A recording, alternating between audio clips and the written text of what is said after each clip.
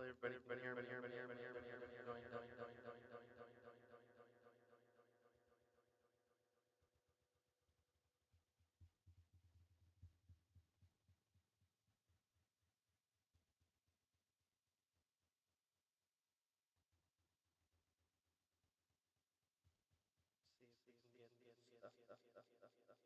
to come in.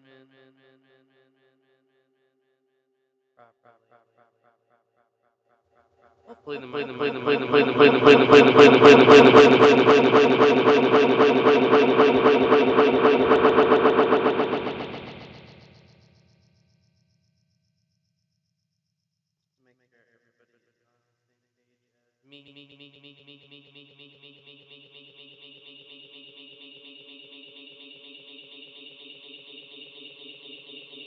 Oh, maybe hear me now. There's so much.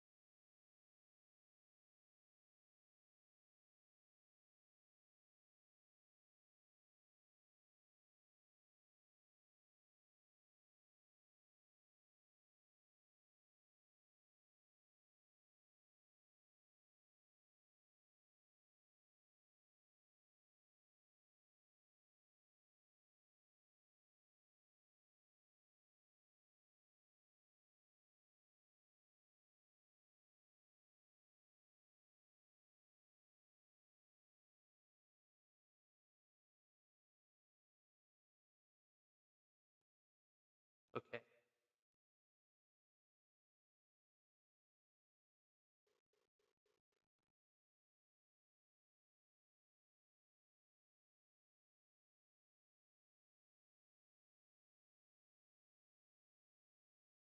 Hi guys, sorry. I don't know if it's still gonna echo or not.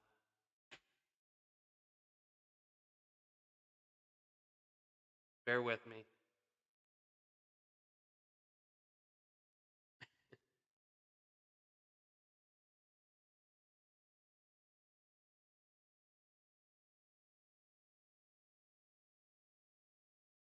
Okay, I think we're good now. I think we're absolutely good now. Okay. How's that?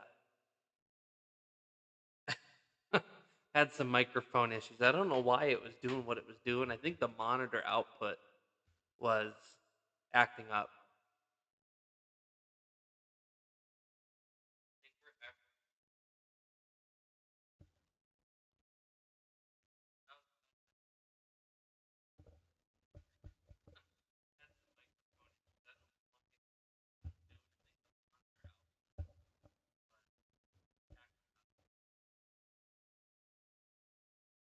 We're gonna let some more people join in. You're probably gonna hear myself talking for a split second or so in this. Uh, like I said, if you're just now joining, we had some microphone issues. I don't know what was going on.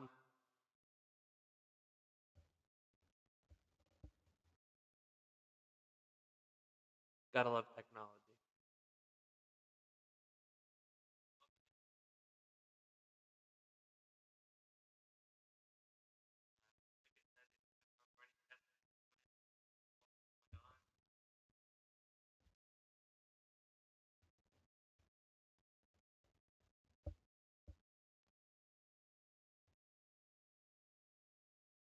Okay, I think we got it set now. I'm pretty sure we got it set. So, oh, that made me so mad. I'm sorry, everybody. Anyways, welcome to a stream that I set up tonight. I'm not in the best attire. I literally have a brewery shirt on.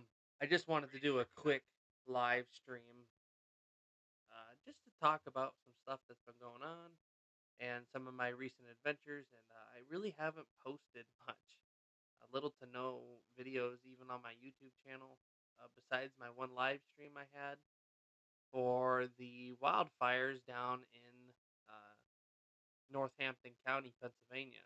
Pretty nasty wildfire that happened down there. I think it was like a 4 or 5 day fire almost. Um, that's since been extinguished now. Now there's multiple wildfires going on all over the place now. But I just wanted to touch subjects of kind of where I'm at right now with the whole storm chasing stuff and just life in general. Um, so at the moment, chase season is kind of done for severe weather besides snow. Um, Now, I do snow coverage. You guys know that if you've watched my channel for the past few years. You know I've been to the Buffalo Blizzards and all the good old snowstorms. Um, but, I chase more severe weather. I try to chase more severe weather. But I live in Pennsylvania. And the thing is, our severe storm season is not always the best. And I travel all across the country too. I don't just stay in Pennsylvania. I've my car knows that. My car is very well aware of that with all the miles on it. Um, but in the wintertime, kind of got to work with your stuff, especially with social media aspects of things. And I have to do snow coverage. It's not my favorite thing to do. I love snow. Don't get me wrong. I love thunder snow, but I don't. Snow is snow, if you get what I mean. It's not. It's always the same thing, basically, in my opinion. Now, yeah, tornadoes can be the same thing over and over again. You can look at it that way, but a tornado is always different. Now, don't leave in the comments that, oh, a snowflake is always different, which it is, but a snowflake, snowstorm is the same to me all the time, unless it's a blizzard. Then I get really hyped up uh, for blizzards, especially if people take the precautions that they need to take and not get caught in it too much to where they're going to hurt themselves.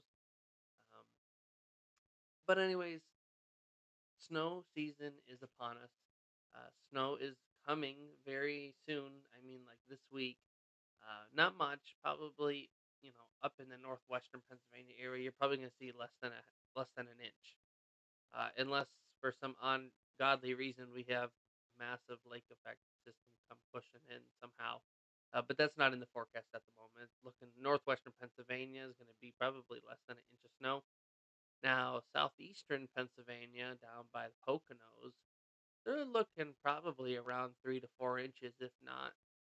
If it overperforms, it could drop 6 inches of snow if it really wanted to. And then down in West Virginia area as well, West Virginia, Virginia area, they could see some snow as well with some higher totals in the higher elevations.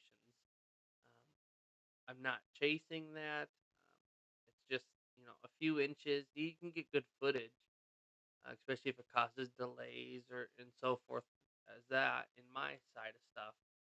But a 6-hour drive to watch 3 inches of snowfall is not my cup of tea because, well, it's 6 hours of driving in the snow, and we all know how driving in the snow is if you live in the areas that get snow. Um, Now, if it was 2 feet of snow or a foot of snow, probably would go down, meet up with some fellow chasers and such, and just kick off the season, kick off the snow season.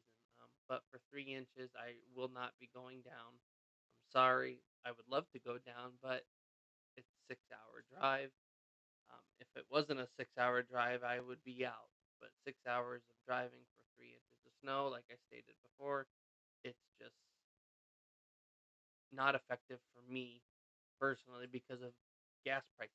I'll burn more gas than I will make back uh, going out, unless I sell to a news station and so forth. But for a 6-hour drive, I'm not going to go down there. If for some reason something happens where it starts to overperform, I will probably go live. So just watch on the YouTube channel. I'll make sure I'll make a post on Facebook. Um, I'm trying to focus on my. So we'll rewind back a little bit there. So right now, my YouTube channel is slowly growing. Um, so I'm gonna be more mainly streaming on YouTube for a little while, and then we'll transition back to doing both Facebook and YouTube. Now, the way YouTube works is you have to have a certain amount of watch hours to get to the monetization period, which monetization status is where I could get a little bit of income from the videos I post and my live streams and so forth. Um, I'm very, very close to the first monetization step. So that's why I'll be focusing on my YouTube channel more for a little bit than my Facebook. Now, I'm going to still post on my Facebook, but I'll likely be live streaming on my YouTube channel a lot more for the time being. Now, if you have a YouTube account, please hit that subscribe button and hit the bell icon. What that bell icon will do is notify you when I go live. It will send you a notification right to your phone, which is really, really nice, especially if you don't know if I'm going to be live streaming, if you don't catch my Facebook post in time, because I know how Facebook gets. We all know how Facebook is. You don't always see the post until the day after. Sometimes there's been a few businesses that I follow that are like, "Oh, come this day," blah blah blah blah blah, but then it doesn't. Then it doesn't show up until like 2 days after. So I'm hoping you guys can hear me okay. I'm trying to talk as much as I can. Um, in regards to my live streams, they're still going to be the same way, right out of my car, walking around in the snow. Um, and it probably will be a little bit longer than usual. Now, I do have Starlink now, so that might help us out in the wintertime for live streaming, as cell phone signal sometimes is kind of hit or miss, especially in the wintertime in our areas, just from all the snow on the trees and so forth. So, like I said, I do have a Starlink as well now, that I've been working back and forth through my disaster truck, my disaster relief truck, and my um, vehicle, and that's powered solely by a um, battery thing in my car or truck, um, which is really really nice to have. Now, if you guys don't know, I do have a disaster relief truck that I purchased just a few weeks ago, not that long ago, uh, as I'm working on my disaster relief organization. Now, that's not going to inhibit my storm chasing stuff at all. Um, it actually might help me get out and chase a little bit more uh, than I have been, which will be nice for sure. Um, one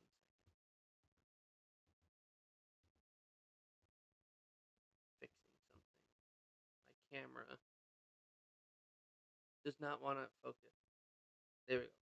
Okay, we're good now. I could see it out of the corner of my eye. It wasn't focused.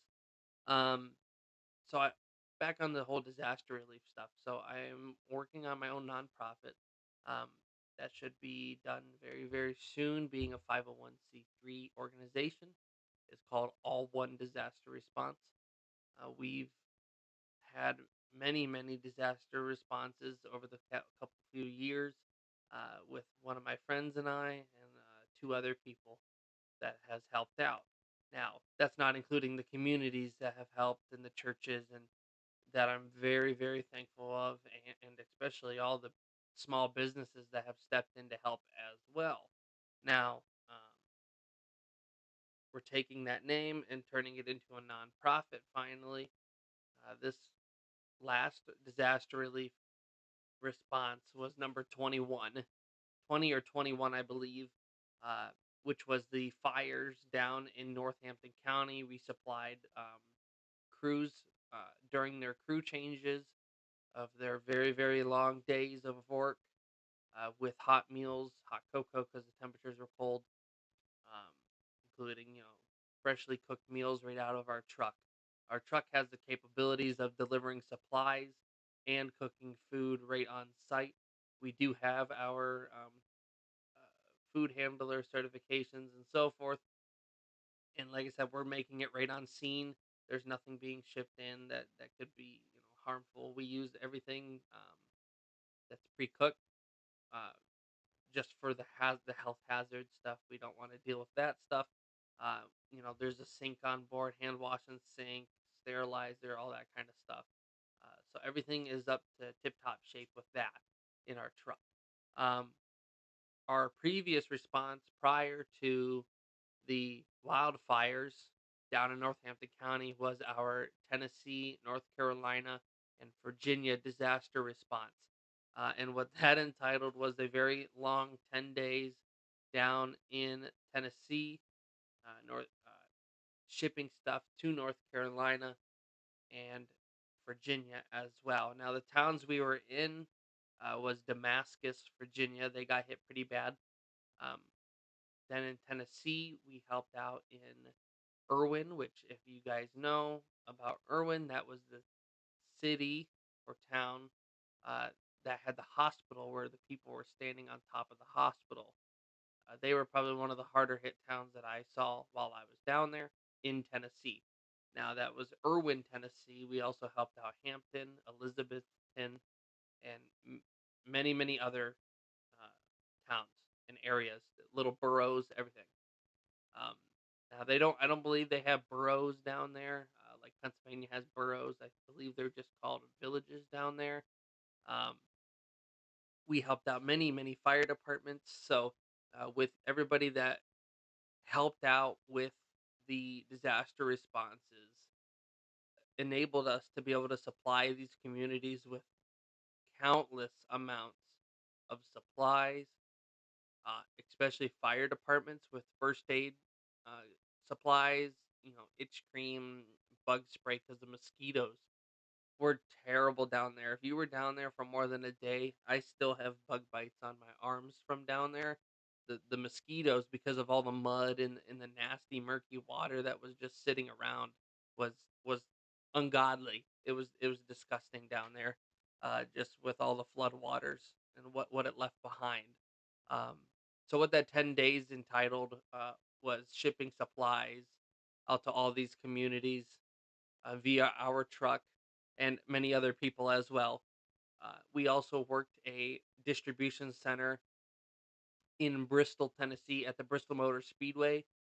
We were actually deemed an essential resource by TEMA, which is the Tennessee Emergency Management Agency, because of our truck.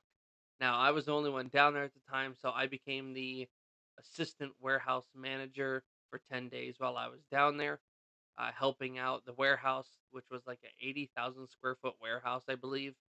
Um, with crazy amounts of supplies. Now, when an order would come in where, a big truck couldn't deliver it because of the road networks and so forth, they would step forward and ask me to take my truck down and deliver those supplies. So we delivered a crazy amount of supplies from the distribution warehouse as well, down to Irwin, Tennessee, Limestone Cove, Tennessee. We also shipped out many, many things to Asheville, Black Mountain, and many other towns that have been hit in North Carolina, Tennessee, and even Virginia, all the neighboring states. Our distribution center helped out. So, and that distribution center was a private distribution center uh, through a bunch of chamber of conference and all that kind of stuff, and the general public as well. I think we had little under 300 volunteers a day. And as an assistant warehouse manager, I had to help everybody gather supplies and pack pallets for all the big semi trucks that were coming as well to go make huge deliveries to towns that needed, 50 generators or 30 pallets of water or so forth. There was many, many things that went on in that warehouse, but it went to everybody and anybody that needed the help, and we made sure that it went to the towns and people that really needed it. It wasn't being distributed out to things that didn't need it or people that didn't need it. It went to everybody that needed something. It helped out a lot. Now, my supplies that I collected, I delivered the first day I was down there to all these towns, and it got so cold the first night. Um, Everybody needed heaters, and by the next day, with everybody's donations to my group and many other groups, or just showing up to the distribution center and dropping off heaters, we supplied over 300 heaters in less than a week to people that were sleeping in tents. And there still is people sleeping in tents because people have lost their homes completely. The temperatures are plummeting, so uh, lots of blankets were delivered, etc. I delivered little under 40 heaters as well in my truck to people that needed them as well. So that helped out a lot too. So I just wanted to, clarify our kind of recent missions that we've had, uh, apart from the New York State flooding that happened as well. We didn't have the truck at that time, so we actually delivered with a Penske rental van. Uh, Still made really, really good progress with everybody's donations that were given to us uh, in my area, and then some monetary donations that were delivered to us as well from some anonymous, amazing supporters. Um, that enabled us to be able to supply so many shovels, extra buckets, PPE, so personal protective equipment, masks, like N95 masks, because your typical mask will not help you during flood cleanup, and mold killer, uh, not bleach. So, if anybody doesn't know this, but bleach does not kill mold. Bleach actually wipes it off, but it will come back in less than a week.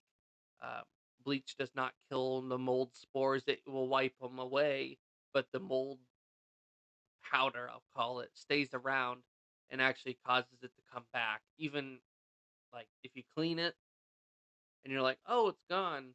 So you board everything back up, you probably have mold back in your walls and you don't even know it now because you've boarded it all back up. So mold killer is the number one thing for a flood. We'd like to get our hands on some Shockwave products. So Shockwave makes a really good product. That's what a lot of the restoration companies use as well. We'd like to use some Shockwave in our care kits rather than bleach or some basic mold killer. The Shockwave product line is amazing at killing mold. right then, right there, and it dries up pretty quick as well. It doesn't leave a nasty smell behind like some mold killers do, mold killer sprays or bucket wash kits and all that so forth. Uh, so that's one of our step products as well. Now, we are working, and I'm going to share my screen here with y'all. Give me 1 second here. Okay, so this is our new website that we started working on.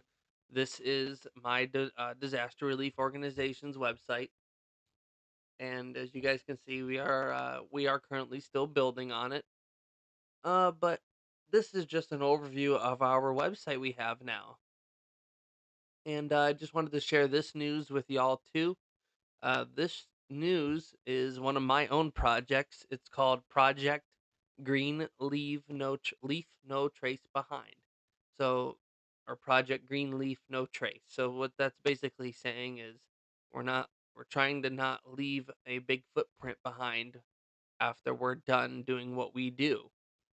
So that project entitles us to become as eco-friendly as we can, as there's enough trash and waste already after a disaster occurs, not just from uh, responses, but just in the general sense of a disaster. You're gonna have lots of garbage and nasty stuff just chilling wherever it has landed after the disaster. So this Project Green Leaf No Trace is our way of trying to reduce the plastic waste during a disaster. So in uh in explanation of that, so what we're trying to use uh during our supply handouts are eco-friendly compost bags. So they're compostable plastic grocery bags. We're also working on using repurposed 5-gallon plastic buckets for cleanup kits, muck out buckets, and so forth. Uh, so when we repurpose a 5-gallon plastic bucket, it could be anything as long as it wasn't something super toxic inside, obviously. But what we do is we use a very high strength cleaner and a pressure washer, and we also steam clean our buckets out so that there's as much contamination stuff away as possible. Now, if we can't get the stuff out of it, depending on what it is, obviously we throw those buckets away properly with the hazard waste disposal system that we have in our county. So, uh, right now, we currently use 5-gallon frosting buckets, believe it or not. It's from a local bakery uh, slash supermarket in our area. So they've been kind enough to store a bunch for us, and then when we need them, we can come get them. So there's nothing toxic about our buckets at all whatsoever. We've also had local partner businesses give us buckets such as Home Depot, Lowe's, Harbor Freight, Ace Hardware, especially Ace Hardware out of Bradford. They donated a bunch of buckets, and they also brought their own personal collection. The owner did of their 5-gallon buckets that were able to be steam cleaned and reused and repurposed. So there's nothing toxic in those at all. So we've been trying to stay away from anything other than our frosting buckets and uh, buckets that may have just been used for dirt or a bolt bucket in someone's garage that was still in good shape. So rather than buying brand new buckets and flooding the communities affected with even more plastic garbage, because by the end of the time of them cleaning up, most of the time those buckets are either broken from hauling mud out of people's homes, hauling trash out of people's homes after a tornado and so forth, or they just end up being tossed out at the end of the response by those using them. um, like I said, we're trying to strive to repurpose them for at least one more time in their life rather than buying new buckets. We're also looking into eco-friendly care kit boxes, so it'd be compostable boxes and eco-friendly solutions for water bottles, such as like cardboard water, which is like it's called boxed water. That's what a brand we're looking into at the moment. Um, this will allow us to be able to try to help these communities in an eco-friendly way as possible, and we'd like to see communities collect all this compostable stuff and create a compost pile for the communities that are affected, and maybe bring some hope to them. Right, have a community memorial garden. Maybe this compost pile could help them start uh, that community memorial garden, or just a community garden in general, or even at somebody's house. So that was one of the little projects that we're kind of working on. So, and so forth. So at the moment, we're not taking volunteers. We will be reaching out next year for volunteer work, uh, but we are waiting for our nonprofit status. At the moment, it's not there yet. So it's just us, four people that are in our group at the moment. But keep in touch with us, especially on our website. Reach out. We will go over when we will be taking volunteers for community days and so forth. And a little bit about my disaster relief group that I am the founder of. So uh, we've been in existence since 2019. My group has, and I started out all by myself, doing many, many disaster relief responses right after a disaster happens. Now, if y'all don't know, I'm a storm chaser, uh, hence the name on my channel. Most of the time, I'm showing up right as the disaster happened, and normally we're first on scene. So I have my BLS certifications, basic life support certifications, and we're working on a lot more other certifications as well through FEMA, and because some of their FEMA trainings are kind of handy, like incident response. So NIMS, if you're a firefighter, you know what NIMS is. And I'm getting involved with my local fire department as well. So, but the last response there in the wildfires of Northampton County was response number 20. We're out of northwestern Pennsylvania. We're just a small town group that deploys after natural disasters, tornadoes, fires, blizzards, and many other events that may occur, such as home fires too. We've helped out some home fire people in our area recently as well. And this was our response to New York State, Westfield, New York, and surrounding towns and communities as well, including Pennsylvania. So that's me there, and that's my little partner there, Mikey. He's a pretty cool guy. He helped me out a lot, especially with this response. So that was our van for the day, and we were able to deliver probably a good amount, probably $800 worth of supplies, if not more than that, based on our uh, spreadsheet that we kept for that response. A little under 800 to $1,000 worth of supplies was shipped to Westfield that day. That was just a one day response with the van, and then I responded two other times with my Swift vehicle response as well. So,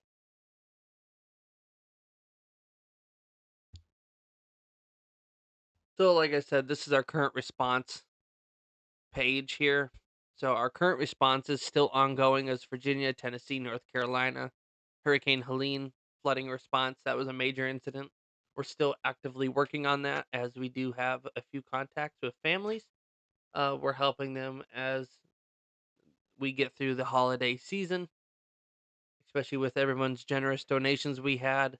We're able to help out some families during Thanksgiving and uh, Christmas time as well. So uh, we'll be going back down next week during Thanksgiving time, actually back down to those families and the warehouse.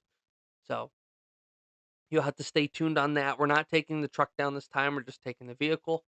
But we're going to be able to deliver some Christmas gifts and so forth with everyone's generous donations that they have supplied us. So, um, South Central New York and North Central Pennsylvania flooding response, that is still ongoing as well. We're considering that a major incident too in our category. Um, we are keeping in touch with families over there as well. And the Blue Mountain Wildfire, Northampton County, Pennsylvania. That was a canteening service that we did down there. Like I said, we made nice, hot, fresh meals for the firefighter crews that were changing out, doing rotational duties while they were down there. So we made them hot food, hot cocoa, so forth, and delivered some supplies to them too. And some of our past responses here, you guys can see them. So, uh, such as North Nashville, Tennessee, Cookeville, Tennessee, Bridgeville, Pennsylvania floods, upstate New York tornadoes, Moleka Hill, New Jersey. That was a tornado and a flooding situation. That was a pretty big one. That was a while back though, including Stroudsburg, Pennsylvania. Buffalo blizzard. Uh, we were helping people out of their vehicles that were stuck. Winchester, Indiana, that was this year. Lakeview, Ohio, that was this year as well. Minden, Iowa was this year, and Elkhorn, Nebraska was this year too. So these four responses that say tornado were all this year, and then the house fire as well in my area. So those four tornado responses were very uh, hardcore, major incidences as well, especially the Lakeview, Winchester tornadoes. Those were bad. Actually, I need to update this. I believe. Oh, I did. Okay. Yeah, Elkhorn, Nebraska tornado got updated to a 4. So, hey, Justin, thanks for joining. Sorry, I just saw your comment there. If anybody wants to follow a really cool storm chaser too down in north, well, not north, sorry, uh, southeastern Pennsylvania. My buddy Storm Chaser Justin Selgazon. Um, you can go follow his page as well. He's probably going to be live this end of this week for the snowfall down there. Since he lives down there, he doesn't have a 6-hour drive down there. So I miss you too, man. And yeah, definitely Blue Mountain. I wish I was able to hang out a little bit longer, but hey, we got to do what we got to do, right? So that was our response page that we have set up. And donation wise, you can support our mission still. Like I said, we are not a nonprofit 501c3 status just yet. We're getting there. Lots and lots and lots of paperwork. But if you would like to support our group, still you can do PayPal, Venmo, Cash App, or we do have a GoFundMe still set up for the North Carolina, Tennessee responses too. 100% of those donations go right to the victims. I promise you that.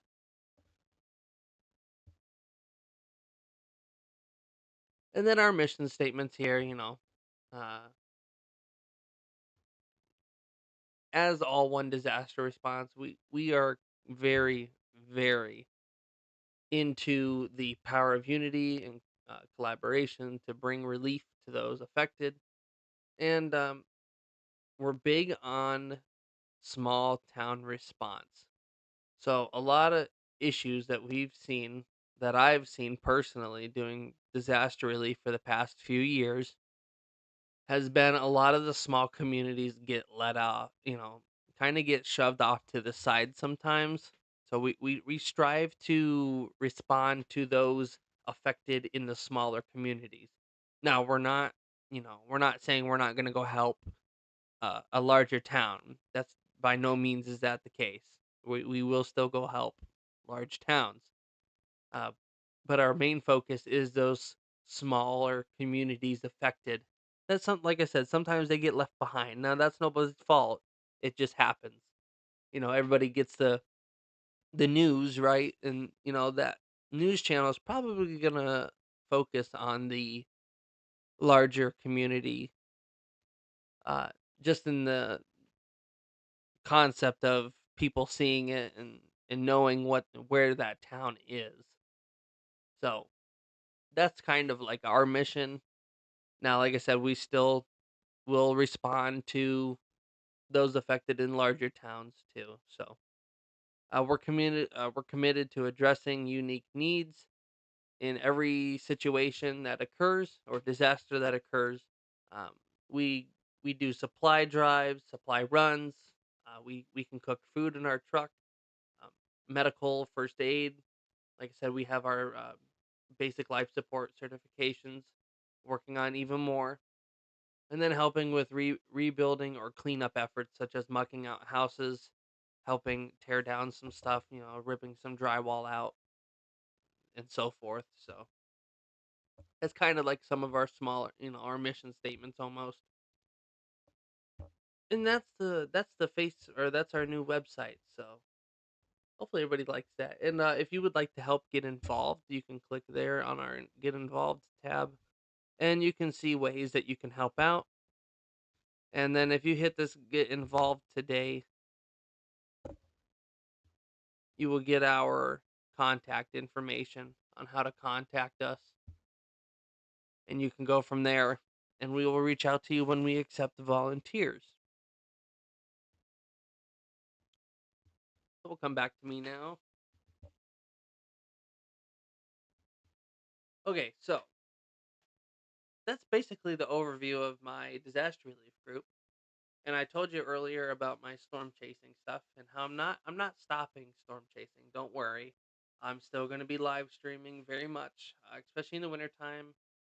Like I said, I love snow and all, um, but it takes a little bit for me to get out there in the snow all the time because it's the same stuff over and over again.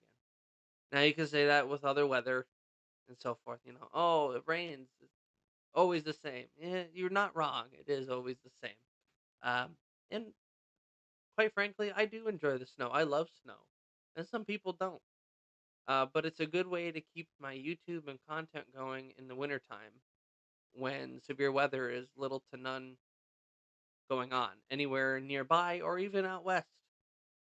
So stay tuned during the wintertime. I'm still going to be chasing. It might get quiet here and there because you have to remember we're not always having a winter storm every single week. Like, that's not how this works. Um, but I do live in the lake effect region, so we do get quite a few lake effect snowstorms during the winter time here. So just stay tuned if you're new to this channel. Hit that subscribe button for me, and go check out some of my awesome videos or even past live streams. There's a couple good ones out there. So I just wanted to say thank you guys for joining tonight. I know it wasn't the most extreme live you've ever watched, but thank you guys very, very much. We hope to see you next time, and I hope to see you on one of my live streams coming up soon when we get into these lake effect snowstorms or even a blizzard, maybe. Never know how it works up here. So uh, stay tuned, everybody. Thanks for joining. Have a great night and stay safe out there. Have a great holiday as well. Thanks, folks.